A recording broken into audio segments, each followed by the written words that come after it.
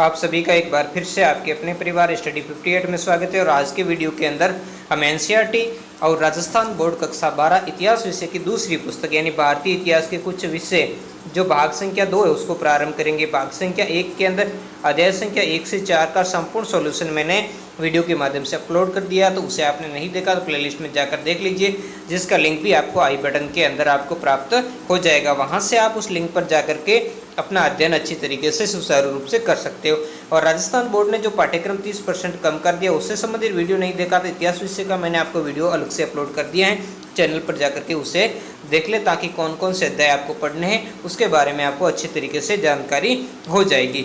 इस अध्याय संख्या 5 ये दूसरी पुस्तक का जो अध्याय संख्या 5 है, विषय 5 को या अध्याय 5, जिसमें यात्रियों के नज़रिए से समाज के बारे में उनकी समझ और लगभग 10वीं और 17वीं सदी, यानी जो अब दूसरा पार्ट, पहला पार्ट हमने जो पढ़ा था अध्याय संख्या 1 से 4 वो आपके एशियंट हिस्ट्री यानी प्राचीन जो भारत का इतिहास है उससे रिलेटेड है, जबकि ये अध्याय संख्या आपके जो 5 से आगे लेकर के 5 से 9 तक जो है अध्याय वो आपके मध्य भारत से यानी मेडिवल जो इंडियन हिस्ट्री है उससे संबंधित है। और आगे जो अध्याय संख्या 10 से 15 तक है वो आपके आधुनिक भारत से संबंधित है यानी मॉडर्न इंडियन हिस्ट्री है उससे रिलेटेड है। तो अब जो बीच का मध्यकाल है उसके बारे में पढ़ने जा रहे हैं। इस अध्याय के अंदर हम यात्रियों के नज़रिए से, मतलब भारत की यात्रा करने वाले प्रमुख यात्री थे, जैसे कि अल बरूनी था, इबन बतूता था, फ्रांसिसवा बर्नियर था या ट्रेवेनियर था या मार्को पोलो था या फिर महमूद अली बख्शी था या जो शेख मोहम्मद अली हाजिद था। ऐसे ऐसे बहुत सारे जो यात्री थे जो भारत की यात्रा पर आए और उन्होंने भारत की यात्रा में जो कुछ देखा समझा यहाँ के बारे में उसको अपने उन्होंने यात्रा वृत्तांतों के अंदर उन्होंने लिपिबद्ध कर दिया। तो उनके नज़रिए से देखते हैं कि भारत की उस समय की स्थिति क्या थी। तो इस अध्याय में बहुत सारी चीज़ें हमने देखने को मिलेगी, क्योंकि विदेशी यात्री भारत आते थे तो यहाँ कुछ अद्भुत या कुछ अजीब चीज़ें देखते थे जो उनके इलाके के अंदर नहीं हुआ करती थी, जिन्हें वो असंभव या यहाँ पर उनको असामान्य या उल्लेखनीय बातों के बारे में वो का वर्णन करेंगे जो उनके इलाके में। आज भी हम जैसे किसी भी क्षेत्र के अंदर जाते हैं तो हमें देखते हैं कि उनका जो रीति रिवाज वगैरह सब, भाषा वगैरह या उनकी आस्था, उनके व्यवहार, उनका पहनावा सब कुछ अलग होता है, वहाँ का भौगोलिक परिदृश्य। तो वही बातें हम इसमें समझने का प्रयास करेंगे, किसके माध्यम से, इन विभिन्न जो यात्री है उनके नज़रिए से हम इसको समझने का प्रयास करेंगे। इसके अलावा उस समय की महिलाओं की स्थिति है, उस समय भारत की जो आर्थिक सामाजिक स्थिति है, भारत का राजनीतिक परिदृश्य वगैरह सब कुछ सारी चीज़ें हम स्टेप बाय स्टेप आने वाले जो पार्ट है उनमें समझने का प्रयास करेंगे। आज के इस पार्ट में हम बेसिक से शुरुआत करते हैं और एक दो जो यात्री है उनके नज़रिए को हम समझने का प्रयास करेंगे। तो यहाँ देखते हैं महिलाओं और पुरुषों से कार्य की तलाश में, यानी ये तो प्राचीन समय से था जब मानव प्रवास करता था एक जगह से दूसरी जगह तक काम की खोज। जब आज भी आप देखते हो प्रवास, जिसको हम भूगोल के अंदर प्रवास के नाम से पढ़ते हैं, तो मानव को जब एक अपने जिस क्षेत्र में, जिस भौगोलिक क्षेत्र में वो रह रहा है वहाँ उसके कार्य की पूर्ति नहीं होती, यानी उसकी उदर पूर्ति नहीं होती, उसकी आवश्यकताओं की पूर्ति के संसाधन वहाँ उपलब्ध नहीं होते, तो वो काम की खोज के लिए दूसरे क्षेत्र में पलायन कर जाता। तो वैसे ही बात यहाँ कही गई है कि प्राचीन समय में भी महिलाओं और पुरुषों ने कार्य की तलाश में एक क्षेत्र छोड़कर दूसरे क्षेत्र में चले गए, या प्राकृतिक जो नेचुरल हम कह सकते हैं या कुदरती कह सकते हैं, जो कुदरती जो आपदाएं आती हैं उनसे बचाव के लिए व्यापारियों ने या फिर सैनिकों ने, या तो व्यापारी गए व्यापार करने के लिए एक क्षेत्र से दूसरे क्षेत्र में चले गए, या फिर सैनिक लोग चले गए ऐसे ही, या फिर पुरोहित लोग, या फिर तीर्थयात्रियों के रूप में, या फिर साहस की भावना से, है ना, जो हिम्मत की भावना से प्रेरित होकर उन्होंने यात्रा की। जैसे हम इसमें देखेंगे इबन बतूता जैसे लोग थे कुछ, जो क्या थे, केवल अपने साहस से प्रेरित होकर के उन्होंने क्या कि विभिन्न क्षेत्रों की यात्राएं की। वे जो किसी नए स्थान पर जाते हैं या बस जाते हैं, बसना मतलब वहाँ स्थायी रूप से रहना, निश्चित रूप से एक ऐसी दुनिया को समक्ष, यानी ऐसी दुनिया वहाँ देखते हैं जो भूदर्शी या प्राकृतिक परिवेश, यानी जो जमीनी हालात होते हैं वो क्या होते हैं कि इस संदर्भ में और उनके लोगों के साथ। अब देखो जमीनी हालात कैसे, जैसे हम देखते हैं कि आप कोई भारत का पूरा देखते हैं, जैसे पश्चिमी राजस्थान देखते हैं मरुस्थलीय इलाका, अब जैसे हिमाचल प्रदेश वगैरह उधर चले जाते हैं तो हम क्या देखते हैं, हिमालय वाली पूरा पहाड़ी इलाका है। जबकि मध्य भारत के अंदर हम जाते हैं तो मध्य भारत में हम क्या देखते हैं, पठारी क्षेत्र है। और कई अब जैसे जाते हैं बिहार या फिर बंगाल की तरफ से, तो मैदानी क्षेत्र है, वृहत्तर नदियों द्वारा सिंचित अच्छा हरा भरा क्षेत्र है। तो इस तरीके से हम जो भूदर्शी यानी जो प्राकृतिक परिवेश है या भौतिक परिवेश जो हमें दिखता है, भौतिक यानी जिसका हम आंखों से अवलोकन कर सकते हैं, वो हर जगह अलग अलग है। साथ में वहाँ के लोगों की प्रथाएं मतलब उनके रीति रिवाज, वो किस तरीके से उनके सामाजिक ताने बाने को, उनके सामाजिक व्यवहारों को, उनके सामाजिक जीवन के अंदर किस तरीके के जो रीति रिवाज पाए जाते हैं, किस तरीके की वो प्रथाएं उनको अलग होती हैं, क्योंकि हर जगह देखते हैं। और यात्री भारत पर आने वाले कौन थे, या तो मुस्लिम थे या फिर ईसाई लोग थे। और हमारे यहाँ के रहने वाले लोगों की और उनके भौतिक परिवेश और हमारे भौतिक परिवेश, उनकी मान्यताएं हमारी मान्यताएं, उनकी प्रथाएं हमारी प्रथाएं, भाषाएं, आस्थाएं और लोगों के एक क्षेत्र विशेष के अंदर व्यवहार में, क्योंकि हमारा भारतीय संस्कृति का व्यवहार क्या था, वसुदैव कुटुंबकम, विश्व को एक परिवार। और बाहरी कोई व्यक्ति आता था उसे मेहमान के नजर से हम बड़ा आदर के साथ उसमें रखा करते थे। वो सारी बातें हम यहाँ पर डिस्कस करेंगे। अलग अलग भाषा बोलने वाले थे, अलग चीज़ों में आस्था रखने वाले थे। जैसे हम अपने हिंदू देवी देवताओं में विश्वास करते थे, मुस्लिम लोग अपने जो उनका जो भी अल्लाह वगैरह उसको मानने वाले विश्वास करते थे, या फिर ईसाई लोग थे तो अपने ईसा मसीह आदि। तो सबकी अपनी अपनी जो आस्था का जो नज़रिया था वो अलग था, और उनका जो व्यवहार था। अब जैसे मैंने व्यवहार की बात की, भारत अपनी सांस्कृतिक परिदृश्य के कारण, व्यवहार के कारण प्रसिद्ध है, अपनी मेहमान नवाजी के कारण प्रसिद्ध है। बाहरी कोई विदेशी लोग आता था तो उसे हम अतिथि मानते थे, जबकि ऐसा नज़रिया हम जैसे ये यूरोप के लोग आए थे या फिर मध्य एशिया के जो मुस्लिम जो यात्री आए थे, उनके क्षेत्र में ऐसा नज़रिया नहीं था। तो उससे वो असामान्य होने लगता था और उन बातों को वो अचंभित हो जाते थे। तो उनका वर्णन उन्होंने अपने यात्रा वृत्तांतों के अंतर्गत किया था। इनमें से कुछ इन विभिन्नताओं के अनुरूप ढल जाते जो यात्री आते थे। कुछ जो विभिन्नता, चाहे वो लोगों के अंदर प्रथाएं थी, भाषाएं थी, या आस्था या व्यवहार से संबंधित थी, उनके अनुकूलन कर लेते थे, यानी उनको अपना लेते थे, उनको आत्मसात कर लेते थे। और अन्य जो कुछ हद तक विशिष्ट होते थे, यानी वो ऐसी बातों को साथ अपना आत्मसातीकरण या उसके साथ अनुकूलन नहीं कर पाते थे, उन्हें ध्यानपूर्वक अपने वृत्तांतों में, देखो वृत्तांतों में लिख देते थे। अब देखो वृत्तांत क्या होता है, वृत्तांत का वैसे तो मतलब होता है विवरण। जैसे हम किसी भी चीज़ का विवरण लिखते हैं तो वृत्तांत का वैसे मतलब विवरण होता है, लेकिन अब थोड़ा डिटेल से देखें तो स्मृति के आधार पर किसी व्यक्ति या विषय के संबंध में जो भी लिखित लेख होते हैं या जो लिखित ग्रंथ होते हैं, उन ग्रंथों को हम वृत्तांत के नाम से जानते हैं। ये एक व्यक्ति के नाम से हो सकते हैं, बड़े व्यक्तियों के नाम से, अब विषय कुछ भी हो सकता है। तो इस तरीके की जो विवरण लिखे गए या लिखित लेख या जो ग्रंथ लिखे गए उसे हम वृत्तांतों के नाम से, और फिर यात्रियों ने लिखे तो इसी कारण उसे हम यात्रा वृत्तांतों के नाम से जानते हैं, जिनमें असामान्य चीज़ें। अब देखो हर क्षेत्र के अंदर, जैसे हम अपने राज्य के अंदर या अपने एक ही राज्य के अंदर अलग अलग इलाकों में जाते हैं, या अपने देश के अलग अलग राज्यों में जाते हैं, तो वहाँ भी हमें काफ़ी जो लोगों की प्रथाएं, भाषाएं, आस्था, व्यवहार अलग अलग। तो एक देश को छोड़ करके दूसरे देश में लोग आ रहे हैं, ऐसे देश के जो या तो ईसाई कंट्रीज से आ रहे हैं या मुस्लिम कंट्रीज से आ रहे हैं, तो जाहिर सी बात है कि जो धार्मिक आधार पर भी काफ़ी सारा विविध, और जो भूदर्शी और भौतिक परिवेश के आधार पर भी काफ़ी सारी भिन्नताएं देखने को मिलती है। तो इन्हीं को ही यहाँ पर असामान्य उल्लेखनीय बातें, असामान्य मतलब ऐसी परिस्थितियाँ इन यात्रियों ने अपने देश में नहीं देखी, अपने भौतिक परिवेश में या भूदर्शी में उन्होंने नहीं देखी। इसी कारण उन्होंने समझा कि इन बातों का उल्लेख जरूर होना चाहिए। वो बातें अपने स्थानीय लोगों के लिए तो कोई अलग नहीं थी, विशिष्ट नहीं थी, उनके लिए तो वो सामान्य सी बातें थी। इसके कारण जो स्थानीय लेखक थे या जो कह सकते हैं कि जो रचनाकार थे, उन्होंने अपने साहित्य या अपनी लेखनी से उनको लिपिबद्ध नहीं किया। आज भी हम देखते हैं ना, जैसे हमारे परिवेश के अंदर होता तो हम उसको अच्छी तरीके से, और हम जैसे दूसरे लोगों के यहाँ जाते हैं, चाहे अब जनजातियों की बात कर लें तो उनके बारे में हम जानने की रुचि रखते हैं, और वहाँ जाते हैं तो हम वर्णन करते हैं कि यार उनकी ये प्रथाएं थी, वो थी, ऐसा रीति रिवाज था, उनकी ऐसी भाषाएँ थी।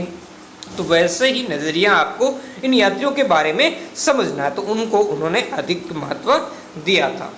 अब इसकी बात यहाँ पर दो बातों से स्पष्ट हो जाएगी, मैं आगे आपको बात, एक तो यहाँ पर ये पान के पत्ते क्यों दिए गए, इसके बारे में हम आगे डिटेल से पढ़ेंगे, क्योंकि ये चीज़ें वहाँ नहीं होती थी, ये पान चबाना वगैरह, ये सुपारी वगैरह रख करके।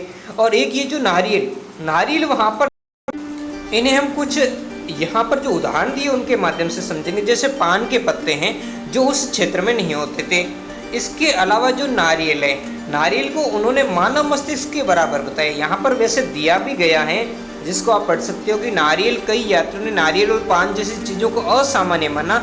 असामान्य मानने का मतलब है उनके इलाके में, उनके क्षेत्र में ये चीज़ें नहीं होती थी, और जब वो भारत आए इन चीज़ों को पहली बार देखा। अब नारियल को देखते कि यार ये क्या मानव के सर जैसी ये क्या संरचना है, इसमें से कुछ चीज़ें खाई तो उनको अलग लगी। हम आज भी जाते हैं कई सारे क्षेत्रों में, आज तो वैसे भूमंडलीकरण हो गया है तो हर क्षेत्र की चीज़ें अपने क्षेत्र में प्राप्त हो जाती, लेकिन पहले ऐसा नहीं था। तो इसी कारण यात्री उन चीज़ों को जो उनके भौगोलिक परिस्थिति, उनके भू परिदृश्य में जो चीज़ें नहीं थी, तो दूसरे भू परिदृश्य में यानी वो भारत में आए तो बाद में उन्होंने इन चीज़ों को देखा तो उनको ये चीज़ें असामान्य लगी। तो आशा करता हूँ समझ गए होंगे। कोई भी चीज़ आपको समझ में नहीं आई तो कमेंट करके बताएं, मैं आपको वीडियो के माध्यम से या फिर कमेंट के रिप्लाई के माध्यम से आपको मैं समझाने का प्रयास करूँगा। अब यहाँ से फिर से आगे देखते हैं। दुर्भाग्य से, यानी दुर्भाग्य क्या होता है, जो अपना अच्छी किस्मत नहीं होना से हमारे पास महिलाओं द्वारा छोड़े गए वरदान लगभग न के बराबर। हालांकि महिलाएं भी यात्राएं करती थी, वो भी विभिन्न क्षेत्रों में जाती थी, या तो उन्होंने यात्रा वरदान लिखे नहीं या लिख दिए तो जो एक समाज की महिलाओं के प्रति एक जो मनोवृत्ति है, उस मनोवृत्ति के कारण या तो हमें प्राप्त नहीं होते। हालांकि हम ये जानते हैं कि वे भी यात्रा करती, कौन, महिलाएं भी यात्राएं किया करती थी, और उस समय वो पढ़ी लिखी भी हुआ करती थी। सुरक्षित मिले वृत्तांत अपनी विषय वस्तु के संदर्भ में अलग अलग प्रकार के होते थे। जैसे कि अलग अलग वृत्तांत के कैसे, अलग अलग टाइप के कैसे होते थे।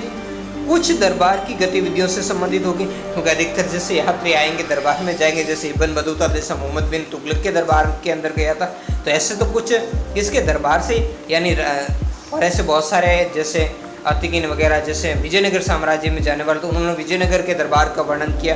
तो इस तरीके से जो राज दरबार होता था उनकी गतिविधियों से संबंधित होते। जबकि अन्य धार्मिक विषय से, कुछ लोग जो धार्मिक विषयों को लेकर के बात में, जिनकी जिज्ञासा थी किसके बारे में, धर्म के क्षेत्र में जानने की, या स्थापत्य के तत्वों में, यानी भारत के अंदर किस तरह की जो स्थापत्य कला थी उनको वो जानते थे और स्मारकों पर केंद्रित होते थे। उदाहरण के लिए हम देखते हैं कि 15वीं शताब्दी में विजयनगर, विशेषकर विजयनगर साम्राज्य में अध्याय 7 में बहुत अच्छी चीजें हम पढ़ेंगे, और सबसे महत्वपूर्ण विवरणों में से एक था हेरात। हेरात ये अफगानिस्तान का क्षेत्र। अभी मैं आपको कुछ मैप भी दिखाऊंगा जो आगे हम जब पढ़ेंगे अल बरूनी के बारे में, उससे पहले कुछ मैप के माध्यम से भी आपको समझाने का प्रयास करूंगा। आए एक राजनयिक, राजनयिक का मतलब क्या था, ये वहाँ का जो कौन था, अब्दुल रज्जाक समरकंदी था, उससे प्राप्त होता। आज के समय में हम कह सकते हैं राजदूत जैसी बातें थी, उसके विवरण से प्राप्त होता है। और कई बार यात्री सुदूर यानी बहुत दूर के क्षेत्रों में नहीं जाते थे। उदाहरण के लिए हम कुछ यहाँ पर देखते हैं, जैसे मुगल साम्राज्य, विशेषकर मुगल साम्राज्य के बारे में अध्याय संख्या में 8 और 9 में। हालांकि अब राजस्थान बोर्ड के विद्यार्थियों को ये अध्याय संख्या 8 और 9 हटा दिए गए, तो ये आपको नहीं पढ़ने हैं। में प्रशासनिक अधिकारी कभी कभी साम्राज्य के भीतर ही भ्रमण करते थे, यानी अपने साम्राज्य के अंदर जो प्रशासनिक अधिकारी थे विभिन्न प्रशासनिक कार्यों के द्वारा के कारण भ्रमण करते थे, और इसके द्वारा वो प्राकृतिक परिवेश को यानी भूदृश्य को, समाज, लोगों के सामाजिक रीति रिवाजों को, उनकी प्रथाओं को, उनकी मान्यताओं को, उनकी भाषाओं को आदि को समझने का प्रयास करते थे और अपनी टिप्पणियां दर्ज करते थे, उनके बारे में लिख दिया करते थे। यानी वो अपने जो विवरण है उस विवरणों को लिख दिया करते थे। इनमें से कुछ अपने ही देश की लोकप्रिय प्रथाओं और जन वार्ताओं, यानी लोगों के बीच में क्या क्या वार्ताएं प्रचलित थी, उनकी क्या परंपराएं थी, उनको वो समझना चाहते थे। कौन समझना चाहते थे? ये मुगल जो प्रशासनिक अधिकारी थे वो समझना चाहते थे, क्योंकि इसमें मुगल प्रशासनिक अधिकारी एक जैसे मनसबदार की बात मैं आपको कर लूँ, जैसे कि अपने एक कौन थे, अपने जैसे मान सिंह थे, जयपुर के मान सिंह फर्स्ट थे, बीकानेर के राय सिंह थे, या जोधपुर के जसवंत सिंह थे, तो उनको लगभग संपूर्ण भारत के अंदर, जैसे कभी किसी को अफगानिस्तान वाले इलाके में भेज दिया जाता था, काबुल कंधार के क्षेत्र में, कभी उनको गुजरात वाले इलाके के अंदर भेज दिया जाता था, और कभी उनको दक्षिण भारत के अंदर इलाके के अंदर भेज दिया जाता था, है ना, तो कभी उसको बंगाल वाले क्षेत्र के अंदर उनको भेज दिया था। तो उन्होंने भी लिखा। ऐसे और भी बहुत सारे मुगल जो प्रशासनिक अधिकारी थे उनका निरंतर स्थानांतर अलग अलग इलाकों में होता था। तो जिन इलाकों में जाते थे वहाँ की वो लोकप्रिय प्रथाओं, वहाँ के जनवार्ताओं और परंपराओं को समझना चाहते, यानी उनको उन्होंने अपने ग्रंथों के अंदर लिपिबद्ध कर दिया। इस अध्याय में हम ये देखेंगे उपमहाद्वीप में आए, उपमहाद्वीप मतलब जो भारतीय उपमहाद्वीप, जिसके अंदर केवल वर्तमान भारत नहीं, जो पाकिस्तान वाला क्षेत्र है, बांग्लादेश वाला क्षेत्र है, ये सारे के सारे, ये श्रीलंका वाला क्षेत्र या नेपाल वाला, भूटान वाला, ये सारा क्षेत्र इसमें सम्मिलित है। में आए यात्रियों के द्वारा किए गए सामाजिक जीवन के विवरणों के अध्ययन से किस प्रकार हम अपने अतीत यानी जो बीता हुआ समय है, इतिहास के अतीत ही तो है, अतीत के विषय में हमारे ज्ञान मतलब हमारी जो जानकारी है उस जानकारी को बढ़ा सकते हैं। इसके लिए हम 3 व्यक्तियों के वृत्तांतों यानी मुख्य रूप से 3 और भी बहुत सारे, जैसे मैंने अध्याय के प्रारंभ में उनका नाम लिया, उनके बारे में भी मैं आपको पढ़ाने का प्रयास करूंगा। एनसीईआरटी में बहुत कम विवरण दिया, लेकिन मैं उनके बारे में और अतिरिक्त जानकारी दूंगा, ताकि ये वीडियो कक्षा 12 के अलावा जो कंपटीशन एग्जाम की तैयारी करने वाले विद्यार्थियों के लिए भी काफी महत्वपूर्ण साबित होगा, क्योंकि काफी सारी चीजों पर यहाँ मैं कंसेप्ट क्लियर आपका करूंगा। इसमें मुख्य रूप से अल-बिरूनी है, जो 11वीं शताब्दी में उज़्बेकिस्तान से आया था। हालांकि इसका हम एक चार्ट जो है, जो कालक्रम है, जो अंतिम वीडियो उसमें मैं आपको बताऊंगा। इब्न बतूता जो 14वीं शताब्दी में आया, कहाँ से आया था? ये मोरक्को से आया था। और फ्रांसीसी यात्री फ्रांसवा बर्नियर ये 17वीं शताब्दी में कहाँ से आया था? फ्रांस से आया था। चलो इसके बाद में हम थोड़ा सा यहाँ पर देख लेते हैं, फिर मैं आपको एक मैप से परिचित करवाऊंगा। पूरे विश्व के अंदर हम मैप देखेंगे, उसके बाद अलग अलग चीज़ों के बारे में अध्ययन करेंगे। पूरी तरीके से भिन्न सामाजिक और सांस्कृतिक पृष्ठभूमि से आगे कौन? ये जो यात्री हमने ऊपर देखा, ये अब एक तो इटली से आ रहा है, यानी वेनिस वाले क्षेत्र थे, उसका भोग, उसका सामाजिक और सांस्कृतिक पृष्ठभूमि अलग है। एक जैसे इब्न बतूता जैसे या फिर अल-बिरूनी जैसे लोग मध्य एशिया की तरफ से आ रहे, तो उनकी सामाजिक और सांस्कृतिक पृष्ठभूमि अलग है। तो इनके बारे में हम समझने का प्रयास करें। कारण ये लेखक दैनिक यानी रोजाना का काम, रोज की बात, दैनिक गतिविधियां यानी रोज की गतिविधियों और प्रथाओं के प्रति अधिक सावधान रहते थे, और यानी उन्हें वो लिख दिया करते थे। देशज लेख, देशज का मतलब स्थानीय, जो भारत के लेखों की बात हो रही है, के लिए ये सभी चीज़ें सामान्य थे, क्योंकि वो इसी परिवेश में रहा करते थे, तो उन्हें इसमें कुछ विशेष दिखाई नहीं देता था। जो वृत्तांतों में दर्ज करने योग्य नहीं थे, उनको नहीं लगता था ये चीज़ें लिखनी चाहिए। लेकिन बाहरी यात्री आते तो उन्हें ये चीज़ें असामान्य लगती थी, क्योंकि वो उनके परिवेश में नहीं थी और उन्हें उल्लेखनीय लगती थी, यानी उन्हें ऐसा लगता था इन चीज़ों को उल्लेख करना चाहिए, इन चीज़ों को लिखना चाहिए, ऐसा उनको लगता था। और नज़रिए में यही भिन्नता ही यात्रा वृत्तांतों को अधिक रोचक बनाते हैं। आज भी हम घूमने जाते हैं किसी क्षेत्र में, तो हम देखते हैं ना वहाँ के क्षेत्र, वहाँ की जाते हो तो आप जैसे हिस्टोरिकल पैलेस में जाते हो, तो वहाँ के आप जो स्थानीय लोगों की जो वेशभूषा उसको पहन करके भी आप फोटो तक खिंचवाते हो, तो मतलब आपका नज़रिया होता है उनके बारे में जानने का, उनके बारे में समझने का। अब यहाँ कुछ क्वेश्चन है, इनको हम आगे इनका कंसेप्ट क्लियर करेंगे। यात्री किनके लिए लिखते थे? जैसा कि हम सोचते हैं, इस प्रश्न का उत्तर अलग अलग दृष्टांतों में अलग अलग था, और यही आगे हम पढ़ने वाले हैं। अब यहाँ पर मैं आपको एक मैप दिखाऊंगा। ये विश्व का मैप है, विश्व का मानचित्र है, जिस मानचित्र में कुछ चीज़ें आपको यहाँ ध्यान रखनी है। एक तो देखो ये वाला जो क्षेत्र है आपका, ये दक्षिण अफ्रीका है, और इसके इस वाले भाग के अंदर आपके सहारा मरुस्थल है। कौन सा मरुस्थल है? जो विश्व का सबसे बड़ा मरुस्थल है, सहारा। ये कुछ चीज़ें आगे आएगी, मैं उस समय भी हो सकता वीडियो के अंदर आपको एडिटिंग के समय कुछ वहाँ पर आपके मानचित्र डाल दूंगा, नहीं तो यहाँ से समझ लें। और यहाँ पर आपको जो ये मानचित्र आप देखोगे सहारा का मरुस्थल, और एक इस चीज़ में आपको यहाँ पर देखने को मिलेगी, ये देखो, ये रूस जो आप देख रहे हैं बहुत बड़ा पीले टाइप का, इस टाइप का, ये विश्व का देश। यहाँ पर एक वोल्गा नदी बहती है, इस वोल्गा नदी को ध्यान। एक यहाँ पर ये जो मोरक्को देश है, यहाँ पर आपको ध्यान रखना है। कौन सा? मोरक्को। अब मोरक्को से कौन आया था आपको पता ही है ना, जो इब्न बतूता वो इसी मोरक्को से आया था, और इसी मोरक्को के अंदर उसका क्षेत्र था तंजीर। कौन सा था? तंजीर से आया था, तंजीर नामक जगह, वहाँ से आया था। एक यहाँ पर ये छोटा सा पीले कलर का ये ट्यूनिसिया देखने को मिलता है। तो ये सारी चीज़ें आपको आगे चल करके ध्यान रखनी है कि कौन कौन सी चीज़ें कहाँ पर आएगी और किस क्षेत्र के बीच में। ये आपको यहाँ दिख रहा है, ये आपका भारत है, तो भारत के विभिन्न क्षेत्रों के अंदर ये चल करके आए हैं। इसके अलावा जब यहाँ पर देखोगे तो आपको यह थोड़ा सा मैं झूम कर लेता हूँ इसको, वैसे झूम करने पर भी इतना कुछ क्लियर तो नहीं दिख रहा है, लेकिन फिर भी आप देख सकते हो। जैसे कि अभी हम बात करेंगे सबसे पहले अल-बिरूनी की, जो ख्वारिज्म से आया था उज़्बेकिस्तान वाले क्षेत्र में। तो यहाँ पर आप देख सकते हो ये कजाकिस्तान है, यहाँ पर तुर्कमिस्तान है, और यहाँ पर ये किर्गिस्तान है। तो इस तरीके से यहाँ पर आपको अलग अलग क्षेत्र आपको देखिए, यहाँ पर अफ़गानिस्तान है और यहाँ अजरबैजान है। तो इसके बीच में ही आपको यहाँ पर एक छोटा सा क्षेत्र देखने को मिलेगा जिसका नाम है उज़्बेकिस्तान। ये वाला लिखा हुआ है यहाँ पर नाम उज़्बेकिस्तान, ठीक है। तो ये उज़्बेकिस्तान वाला क्षेत्र, तो यहीं से उज़्बेकिस्तान के अंदर ख्वारिज्म था, जिसको वर्तमान के अंदर हम खीवा के नाम से जानते हैं। खीवा नामक क्षेत्र है, वहाँ से ख्वारिज़्म एक बहुत बड़ा साम्राज्य था, उस समय बड़ा एम्पायर हुआ करता था, ख्वारिज़्म एम्पायर, तो वहाँ से ये चल करके भारत की तरफ आया था। ठीक है, तो ये कुछ चीज़ें आप समझ गए होंगे। इब्न बतूता जो कहाँ से आया था, मोरक्को से, जो दक्षिण अफ्रीका के अंदर यहाँ पर स्थित है। जबकि जो आपका जो अल बरूनी था वो कहाँ, ख्वारिज़्म से चल कर आया था, जो उज़्बेकिस्तान वाले क्षेत्र में। इसके अलावा हम जैसे मार्को पोलो के बारे में देखेंगे तो ये वेनिस से आया था। वेनिस कहाँ था, इटली वाले क्षेत्र से, है ना। तो यहाँ पर आपको ये जो मैप है, यहाँ पर यूरोपीय साथ में आपको दिखाई दे रहा है। वैसे इस मैप में आपको हो सकता है छोटे अक्षर आपको अच्छी तरीके से क्लियर रूप से आपको नहीं दिख रहे होंगे। तो यहाँ पर जब वर्ल्ड मैप में हम देखने का प्रयास करेंगे तो ये तो जो द्वीपीय क्षेत्र है ब्रिटेन वाला क्षेत्र है, इधर ये वाला क्षेत्र हम देख रहे हैं, ये कौन सा है, जर्मनी वाला क्षेत्र है। और इधर जो आपको देखोगे जो ग्रीक शब्द ग्रीक आएगा, यहाँ पर स्पेन आएगा।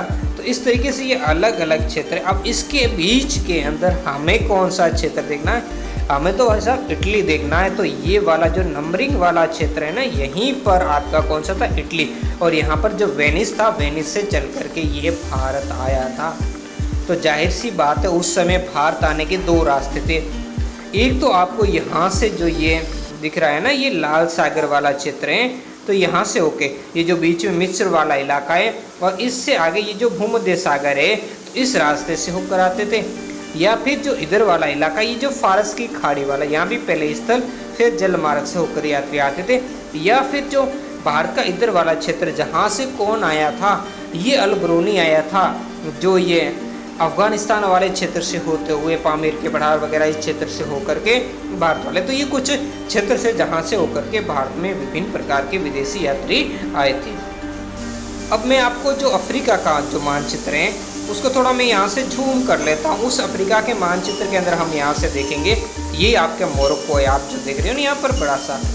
और इधर जो आपको ट्यूनीशिया, यहाँ पर ये जो ट्यूनीशिया आपको देखने को मिलेगा, जो यानी उत्तरी भाग में जो ट्यूनीशिया तो आपके उत्तरी अफ्रीका के अंदर है, जबकि मोरक्को जो आपके हैं वो उत्तरी और पश्चिमी अफ्रीका महाद्वीप के अंदर स्थित है। और इसी महाद्वीप के उत्तर वाला भाग, यानी ये जो क्षेत्र हम देख रहे हैं यहाँ पर, ये जो सहारा मरुस्थल के नाम से अवस्थित है। ठीक है, तो ये अफ्रीका मानचित्र से आप परिचित हो गए होंगे। जैसे यहाँ पर ये मानचित्र आप देखेंगे, ये मानव का प्रवास से संबंधित है ना। जैसे मानव एक स्थान से दूसरे स्थान पर कार्यों की खोज, जो अध्याय के प्रारंभ के अंदर हमने देखा था, यहाँ पर ये अफ्रीका का सहारा मरुस्थल देख सकते हैं। ये भूमध्य सागर अभी जो मैंने बताया था मानचित्र यहाँ से, तो यहाँ से ये जो लाल सागर, इधर फारस की खाड़ी है, ये भारत वाला क्षेत्र है। तो यहाँ पर तीर के चिन्ह से मतलब मानव प्रवास करने गया। जैसे भारत से इधर ये जावा सुमात्रा वाला इलाका है, उस साइड में मानव गया था। और यहाँ से भी देखो चल कर के जो अफ्रीका और यूरोप, ये यूरोप के लोग जैसे यहाँ से आए थे, अफ्रीका वाले इलाके में आए थे, और फिर यहाँ से जैसे ये ऑस्ट्रेलिया पहुँचे थे, है ना, ऑस्ट्रेलिया का विभिन्न क्षेत्रों, फिर न्यूजीलैंड आगे उस क्षेत्र में गए थे। और यहाँ से कुछ लोग ये दक्षिण अमेरिका की तरफ आए थे, और कुछ लोग ये उत्तरी अमेरिका की तरफ गए थे। और यहाँ से भी ये लोगों का अलग अलग प्रवास देखने को मिलता है। जैसे ये जापानी लोगों का प्रवास है, मतलब अलग अलग ये इलाके से लोग, जैसे ये चीन से जो प्रवास कर रहे थे, और जो ये यूरोप से कर रहे थे उन्हें काले कलर के अंदर दिखाया गया। अफ्रीका से कर रहे थे उन्हें अलग टाइप के कलर से दिखाया गया। ये इधर यूरोप के यानी दक्षिण और उत्तरी अमेरिका की तरफ ये जा रहे थे। तो ये उस समय का मानव था, तो इस तरीके से एक क्षेत्र से दूसरे क्षेत्र की ओर क्या कर रहा था, प्रवास कर रहा था। अब कुछ चीज़ें आपको ये काम आएगी यहाँ पर इस मानचित्र के अंदर। यहाँ आपको अच्छी तरीके से देखना है। एक शब्द जैसे अभी आया था, हमने अब्दुल रज़ाक समरकंदी के बारे में पढ़ा था। तो अब्दुल रज़ाक समरकंदी यही इसी जो समरकंद है, इसी समरकंद का वो क्या करता रहने वाला था। आगे हम बलक का भी आएगा, जब एक यात्री यहाँ पर आएगा मोहम्मद वली बलकी, तो वो इसी बलक का रहने वाला था। और हेरात वाले क्षेत्र से आया था। जो अब्दुल रज़ाक समरकंदी भारत के जो कहाँ से आया था, इसी हेरात जो अफगानिस्तान के अंदर स्थित है। तो ये उस समय के हिस्टोरिकल क्षेत्र है। यहाँ पर ये ताशकंद है, ये बुखारा है, ये मरव है, ये फारस जो वर्तमान में ईरान वाला क्षेत्र है, ये बगदाद है यहाँ पर, जो किसकी राजधानी आप मुझे कमेंट करके, ये फारस की खाड़ी, ये लाल सागर, इधर भूमध्य सागर, ये जो बांजेटाइन साम्राज्य है, बाद में ये बांजेटाइन साम्राज्य यहाँ पर डिस्क्लोज हो जाएगा ये, और ये तुर्की वाला साम्राज्य यहाँ पर ओटोमन साम्राज्य स्थित में आ जाएगा। और इधर ये भारत वाला क्षेत्र है, जो यहाँ से उस समय ये पाकिस्तान, कुछ अफगानिस्तान वाला ये क्षेत्र, उस समय ये जो बृहत्तर भारत जो इस समय कह सकते हैं, या भारत के उपमहाद्वीप कह सकते हैं, ब्रह्मा तक का ये क्षेत्र उस समय शामिल था। यह चीन वाला इधर कारकोरम दरा और उधर रूसी सामंत प्रदेश इसके अंतर्गत क्या है, सम्मिलित है। अब बात करेंगे जो हमने प्रारंभ किया था, जो समरकंद का, समरकंद से कौन आया था, अब्दुल रज्जाक समरकंदी आया था। इसका नाम मैं यहाँ पर लिख देता हूँ क्योंकि पहले उसके बारे में थोड़ी डिटेल्स नहीं दी थी, हम यहाँ पर देख लेते हैं। ये समरकंद से था, इसके कारण इसके नाम के पीछे समरकंदी लगता, तो इसका नाम था अब्दुल रज्जाक, ठीक है, अब्दुल रज्जाक समरकंदी था। तो इसका समय यानी इसका जन्म 1413 में हुआ था और 1483 ईस्वी तक इसकी क्या हो गई थी, मृत्यु हो गई थी। अब इसके नाम के आगे कुछ और शब्द जैसे अब इल जैसा शब्द भी इसके नाम है। अब ये आया किसके समय था, ये आया था, हम देखते हैं कि विजयनगर का शासक था जिसका नाम था देवराय द्वितीय, देवराय द्वितीय के समय आया था। लेकिन इसको देवराय द्वितीय के समय आया था, विजयनगर की इसने यात्रा की थी, वहाँ लिखा था, लेकिन यात्रा कैसे, इसको उसके दरबार में नहीं भेजा था, इसको भेजा था खुरासान के शासक में। उस समय जो ये जो ईरान वगैरह ये पूरा क्षेत्र था ना, उसमें मुस्लिम जब साम्राज्य बढ़ रहा था खलीफाओं के नेतृत्व में, तो इस पूरे क्षेत्र को उस समय खुरासान के नाम से मैं यहाँ पर लिख देता हूँ, खुरासान का इलाका, ठीक है ना। तो खुरासान के जो शासक थे उस शासक का नाम था शाहरुख, क्या नाम था, खुरासान के शासक थे शाहरुख। तो खुरासान के शासक शाहरुख ने इसको जमोरिन, जो भारत के अंदर, यहाँ पर मैं इसको थोड़ा सा मैप को ऊपर कर देता हूँ, जमोरिन कहाँ के शासक थे, कालीकट के, ये जो नीचे यहाँ पर आपको दिख रहा है केरला वाला क्षेत्र, यहाँ पर कालीकट के शासक थे जमोरिन। जमोरिन के दरबार के अंदर इसको भेजा था, किसको भेजा था, जमोरिन के दरबार में किसको भेजा था, अब्दुल रज्जाक समरकंदी को एक दूत बनाकर किसने भेजा था, खुरासान के शासक शाहरुख ने। लेकिन ये जैसे ही यहाँ पर आया तो यहाँ पर ये जो विजयनगर साम्राज्य का शासक था, तो ये वर्णन करता है कि उस समय विजयनगर का जो शासक था देवराय द्वितीय, तो देवराय द्वितीय ने इस जमोरिन को कहा, भाई जो तेरे दरबार में जो व्यक्ति आया उसको मेरे दरबार में भेज दे। तो जमोरिन ने बिना देरी किए इसको कहाँ पर भेज दिया, देवराय के दरबार से। तो इससे ये अब्दुल रज्जाक समरकंदी वर्णन करता है कि ये जो जमोरिन था ये तो या तो देवराय द्वितीय का सामंत था या उसका अधीनस्थ शासक था, अधीनस्थ नहीं तो कम से कम उसका प्रभाव उसके ऊपर जरूर था। तो इस चीज़ें आपको देखो, ऐसे कुछ चीज़ें आपको बताऊंगा तो सारी चीज़ें आपको क्लियर होती चली जाएगी।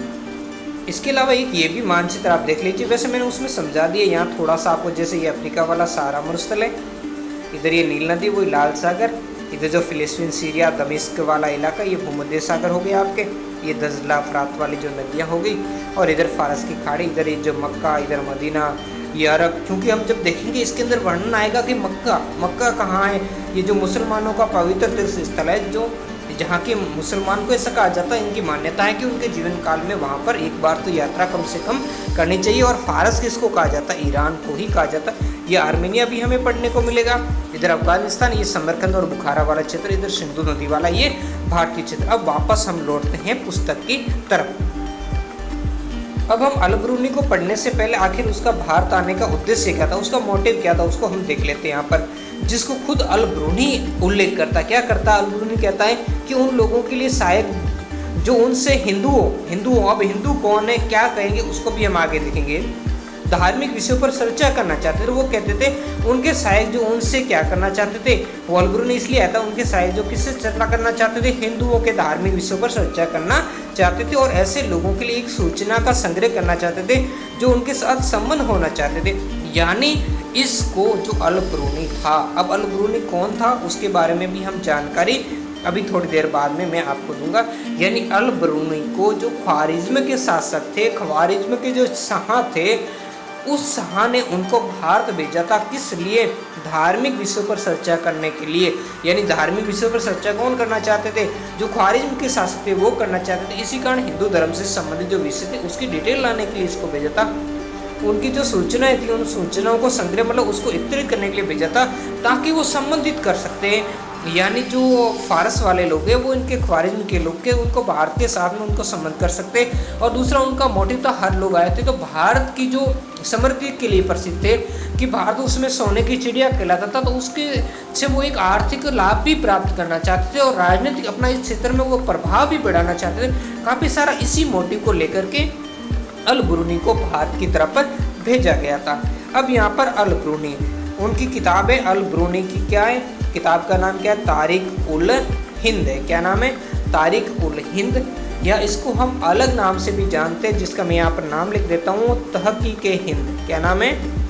तहकीक-ए-हिंद के नाम से भी जानते हैं। हालांकि जैसे बाहरी वाले बच्चों के लिए तो नहीं, लेकिन जो कंपटीशन एग्जाम की तैयारी कर रहे हैं हाई लेवल के, उनके लिए इस पुस्तक का नाम कुछ बड़ा सा है। तो जो मैं यहाँ पर आपको लिख देता हूँ, थोड़ा बड़ा सा है, आप इसको जरूर लिखें ताकि आपको, जैसे मैं इंग्लिश में यहाँ लिख देता हूँ, जिसका यहाँ पर है तहकीक, ये क्यों है, तहकीक माँ, ये एम, ये तहकीक माँ ली, तहकीक माँ ली, फिर आ जाएगा आपके हिंद, फिर यहाँ पर हो जाएगा मिन, फिर यहाँ पर आ जाएगा माकुलहा, है ना, मक्का लहा, फिर आ जाएगा मक्का ला के बाद आ जाएगा मकबूलहा, यहाँ पर क्या आ जाएगा, मकबूलहा, फिर आ जाएगा मकबूला अक्ल, अकल, फिर आ जाएगा अव, फिर आ जाएगा यहाँ पर मर्दुल्लाहा, क्या आ जाएगा, मर्दुल्लाहा। ये इस पुस्तक का पूरा नाम, दोबारा सुन लीजिए, इसको मैं कह देता हूँ। इसका पूरा नाम है तहकीक मा ली ल हिंद मिन माका लाहा मबूलहा फिल अकल अब मरुलहा। यानी मैंने यहाँ पर क्या नहीं लिखा, एक तो फिल शब्द नहीं लिखा, यहाँ पहले आ जाएगा, इस अकल से पहले क्या आ जाएगा, फिल शब्द आ जाएगा। आपको इतना ज़्यादा ध्यान रखने की जरूरत नहीं, लेकिन जहाँ कॉन्सेप्ट आपका क्लियर हो जाएगा इस वाले पार्ट से, क्योंकि कई बार इसको वैसे तो अधिकतर लिखा तहकीक-ए-हिंद या किताब-उल-हिंद के नाम से लिखा मिलता है, और कभी कभार इसमें से ये कुछ शब्द लिख दिया जाता है और यहाँ से फिर शुरू कर दिया जाता है और पूछा जाता है इसका लेखक कौन है। तो कई बार कई सारी बुक्स में इनको इन्हीं नामों को अलग अलग नामों से लिखा गया है कि अलग अलग पुस्तक में बताएगी, जबकि अलग अलग नहीं है, इसी एक ही पुस्तक का ये क्या है, पूरा वर्णन है, पूरा नाम है। अब हम थोड़ा इस अल-बिरूनी के बारे में जान लेते हैं कि यह कहाँ से। तो इस अल-बिरूनी का जो जन्म है वो आधुनिक उज्बेकिस्तान के ख्वारिज़्म में हुआ था, जिसको वर्तमान में हम खीवा कहते हैं। क्या कहते हैं, खीवा के नाम से जानते हैं। और कब हुआ था, सन 973 ईस्वी के अंदर हुआ था। और इसकी हम मृत्यु करें तो ये 1048 ईस्वी में इसकी क्या हो गई थी, मृत्यु हो गई थी। अब ये थे कौन, ये थे जो ख्वारिज़्म के अंदर उस समय शासन था। कौन से वंश का शासन था, मामूनी वंश का। कौन से वंश का, मामूनी वंश का उस समय वहाँ पर शासन था। तो मामूनी वंश का जो शासक थे उनके ये राजनीतिक सलाहकार थे। इसके अलावा ये ज्योतिष और खगोल शास्त्र के बहुत अच्छे विद्वान थे और वहाँ प्रसिद्ध थे, जिसको उस क्षेत्र में इनको क्या कहा जाता था, इसी कारण जो ज्योतिष और खगोल शास्त्र के अच्छे जानकार होने के कारण इनको मुनाजिज्म क्या कहा जाता था, मुनाजिज्म के नाम से उनको जाना जाता था। बड़े ही प्रसिद्ध वहाँ के ज्योतिषज्ञ और खगोल शास्त्री के रूप से ये जाने जाते थे। अब इनकी जो पुस्तक थी, जैसे ये किताब-उल-हिंद, और इसके बारे में मैंने अभी एक आपको पूरा सा किताब-उल-हिंद का जो बड़ा सा नाम भी आपको लिखवाया, तो उनके ऊपर काफ़ी सारे जैसे राइटर्स हैं, उन्होंने अंग्रेजी में भी अनुवाद किया था।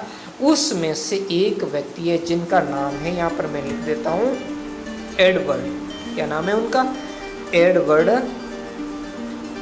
फिर सचाऊ नाम है उनका, एडवर्ड सचाऊ नामक एक व्यक्ति है, जिन्होंने एक पुस्तक लिखी जिसका मैं शॉर्ट नाम यहाँ पर आपको लिख देता हूँ, जिसका शॉर्ट नाम है अल-बिरूनी, अल-बिरूनीज इंडिया।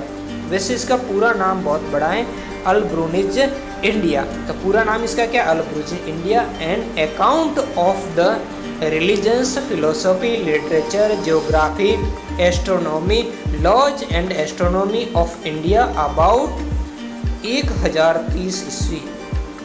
ठीक है, ये पूरा नाम है। और इस पुस्तक का जो सबसे पहले जो हिंदी में अनुवाद किया था वो कौन थे, हिंदी में अनुवाद करने वाले रजनीकांत शर्मा थे। सबसे पहले इसका हिंदी में अनुवाद कौन किया था, रजनीकांत शर्मा थे।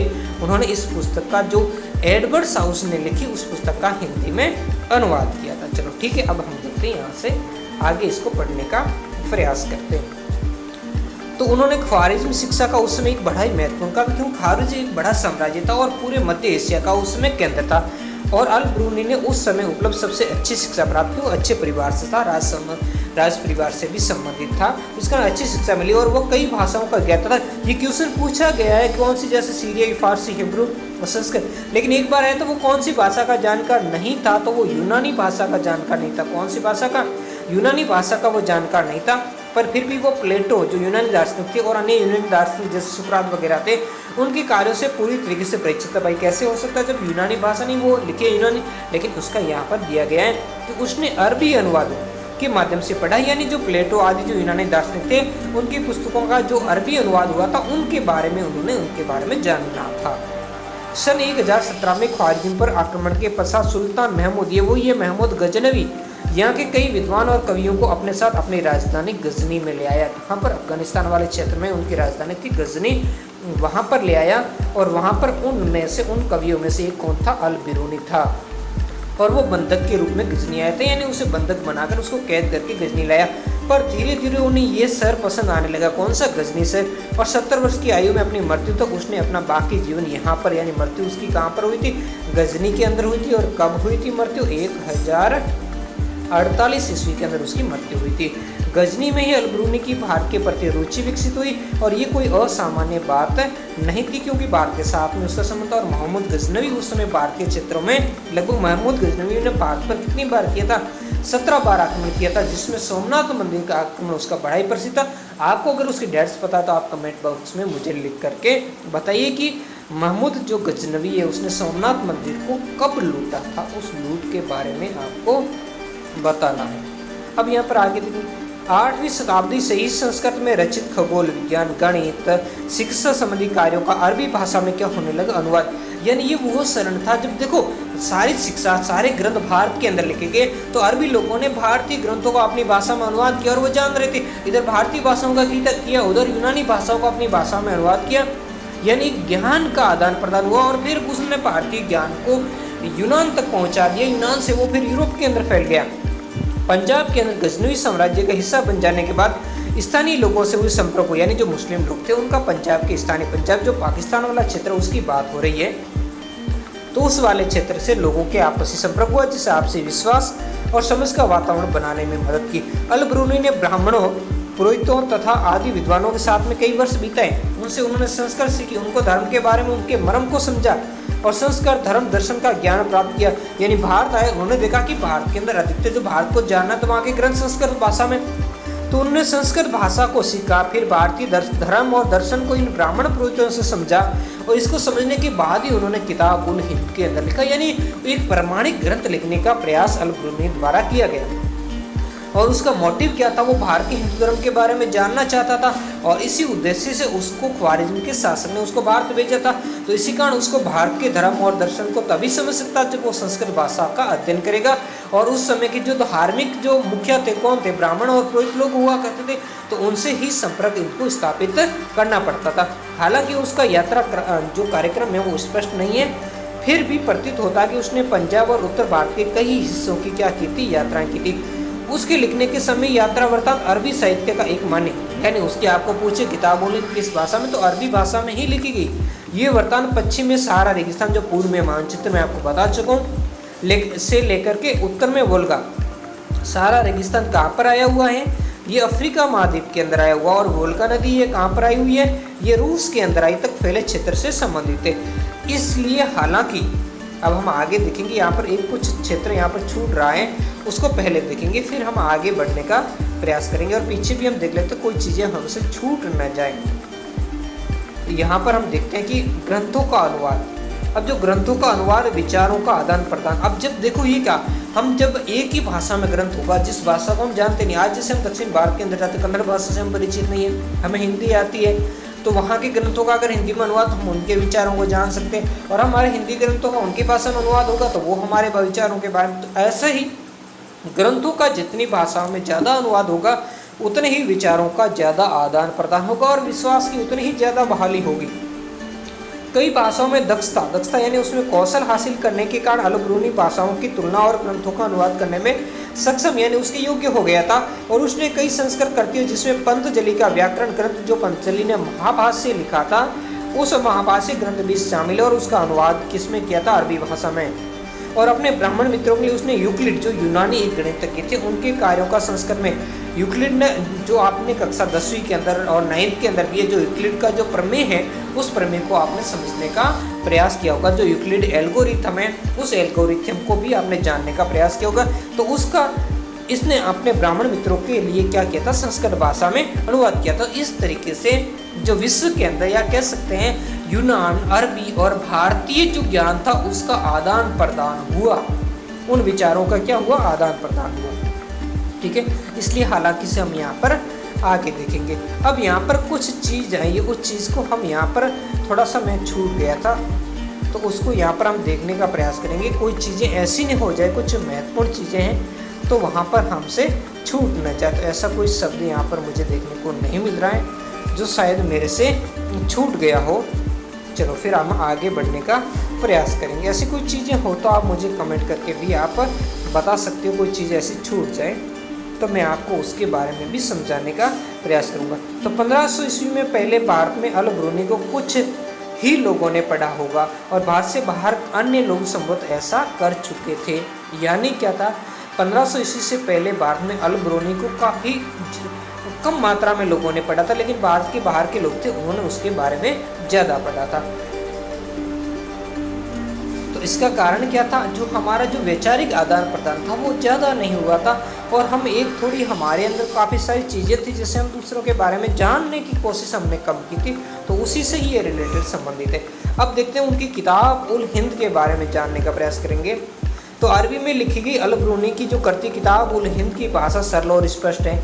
ये एक विस्तृत ग्रंथ है जो धर्म और दर्शन और त्योहारों, खगोल विज्ञान और कीमिया, अब यहाँ पर आपको ध्यान देना है ये कीमिया शब्द क्या है, तो कीमिया प्राचीन कालीन, कैसा, जो प्राचीन कालिक, कालिक का मतलब जो प्राचीन समय के अंदर जो रसायन शास्त्र कैसा था, रसायन जो शास्त्र है जिसमें क्या था, रसायन शास्त्र में क्या था, जिसमें साधारण धातुओं के, कैसे धातुओं के, जो साधारण धातु होती थी उन साधारण धातुओं को सोने में बदलने की, किसमें बदलने की प्रक्रिया थी। यहाँ पर मैं दोबारा से आपको लिख देता हूँ, जो प्राचीन कालिक रसायन शास्त्र जिसमें क्या था, साधारण जो धातुओं को किसमें बदलने की प्रक्रिया थी, सोने में, किसमें, सोने में बदलने की प्रक्रिया थी। सोने में बदलने की जो विधि थी, उस विधि की जो खोज थी, उस विधि की इसमें क्या की जाती थी, कीमिया के अंदर खोज की जाती थी। ठीक है, क्या की जाती थी, उसकी खोज की जाती थी। ऐसे जैसे भारत के अंदर भी आप देख सकते हो ना, काफ़ी सारे लोग हैं जो इस टाइम एक जैसे आध्यात्मिक देखते, एक पारस पत्र आता था जो किसी भी चीज़ को लोहे को सोने में बदल देता था। लेकिन ऐसी वर्तमान में भी कुछ चीज़ें हैं, हालांकि इसका सबके पास ज्ञान नहीं है, लेकिन इसमें कुछ चीज़ें हैं जिन चीज़ों के प्रयोग द्वारा क्या कर सकते हैं, दूसरी जो साधारण धातु है, लोहा जैसी कुछ साधारण धातुएं हैं, उनको सोने में बदला जा सकता। तो उस समय की यहाँ पर भी विधि थी जिसको कीमिया के नाम से क्या करते थे, जाना जाता था। और यहाँ के जो रीति रिवाज थे, यहाँ की प्रथाएं थी, सामाजिक जीवन, भारतोल और मापन की विद्या।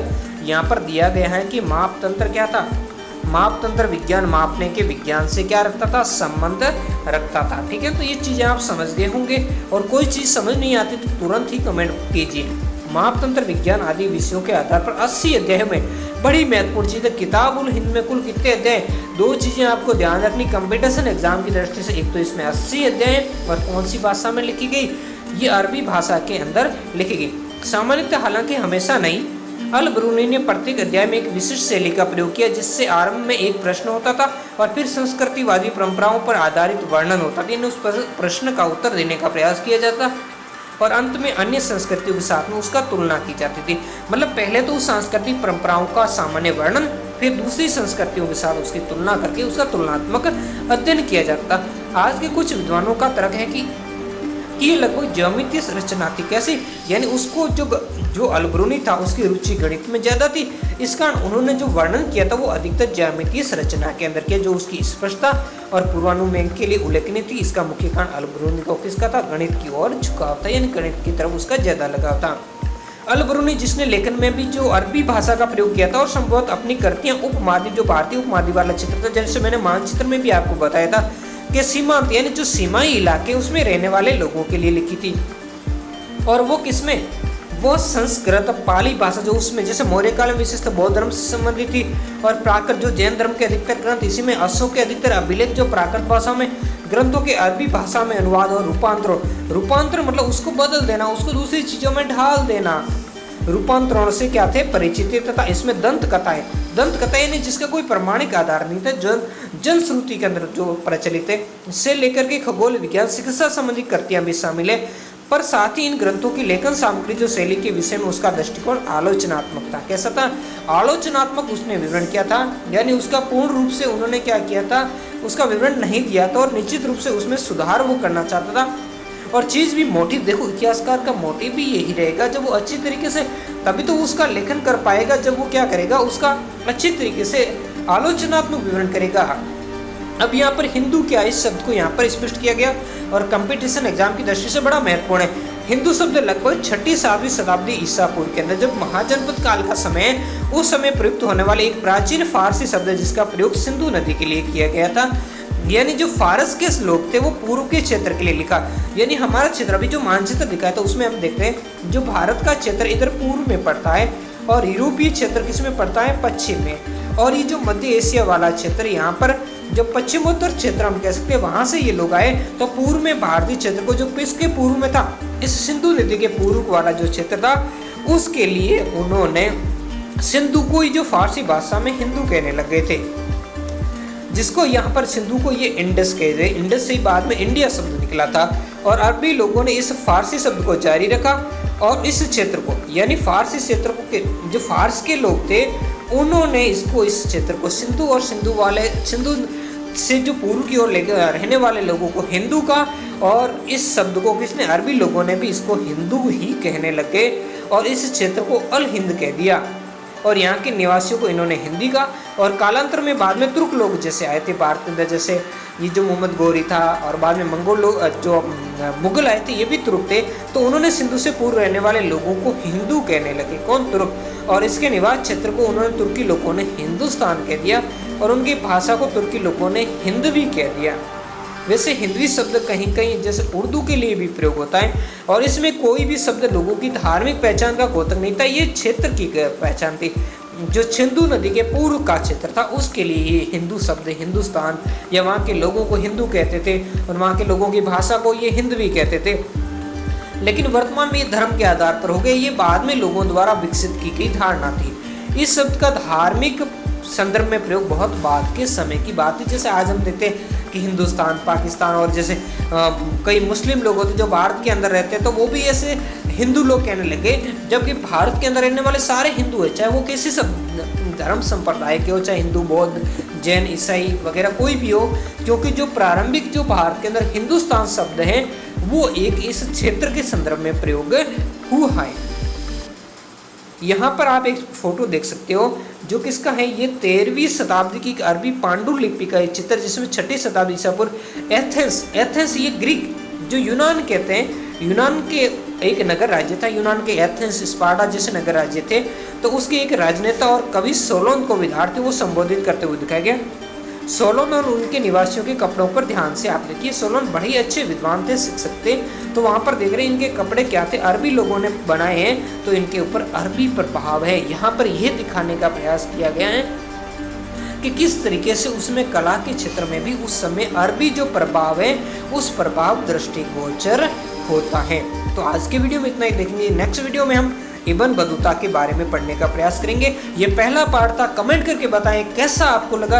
अगर आप चैनल पर पहली बार आए तो चैनल को सब्सक्राइब करना ना भूलें और वीडियो को अपने दोस्तों तक अधिक से अधिक लाइक शेयर करें और कोई कमी हो तो निसंकोच आप कमेंट करके बता सकते हैं। धन्यवाद।